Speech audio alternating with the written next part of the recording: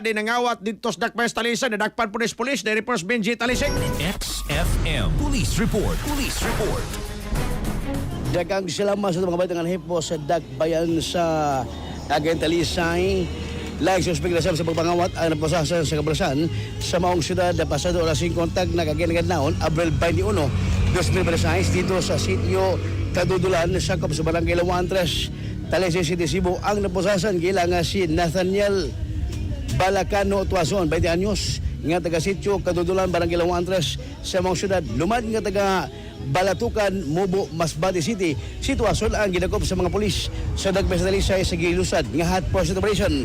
Una nini o sa Rosemary Balires Anyos o sa Gasyante o nagpuyo sa barangay Tungkop sa lungsod sa Milinia ang midangop sa Talisay City Police Station alas 7 antag na sa Lunes gabi, April 20, 2016. Si Rosemary na ngayon o pakitabang sa mga pulis human gilab ni ang iyang cellphone diha sa Natalio Bacalaso Avenue sa barangay Longo Andres sa Lasgutan gihapon nga syudad sa gihimong pagpanubay sa Talisay PNP sa tabang usab sa mga CCTV camera sa pribadong tindahan maong natumbok kini mga suspek tungod ini gilusad sa Talisay City Police Station ang hot pursuit operation mao nagpan ang kini maong suspek og recover ang gikawat nga cellphone.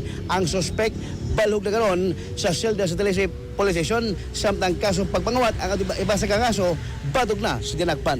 Report sa Talisay PNP katropa magkalimot gyapon sa pagkapas kanunay sa Santon Herbal Oil. Magkatabag ini labi na katundo ni mga pangatol sa kalawasan ihaplas ang Santon Herbal Oil. Hinimo sa Yastohol Incorporated mabalid sa parmasya botika sa iyong lugar.